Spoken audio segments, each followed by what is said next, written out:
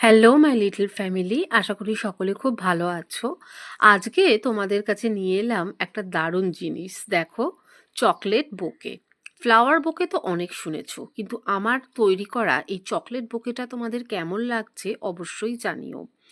Flower বোকেতে কি হয়, ফ্লাওয়ারগুলো পরের দিন মিয়ে গেলে আমরা কিন্তু ফেলে দিই।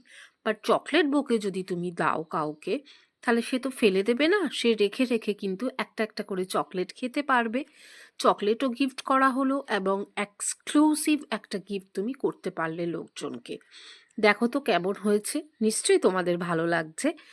লাস্ট আমাদের যে গ্রুপ মিটটা হয়েছিল, সেখানে সমস্ত স্পেশাল গেস্টকে কিন্তু এবছর আমি চকলেট বোকে বানিয়ে গিফট করেছিলাম। সকলে ভীষণ খুশি হয়েছিল, ছবিগুলো দেখেই নিশ্চয়ই বুঝতেই পারছো।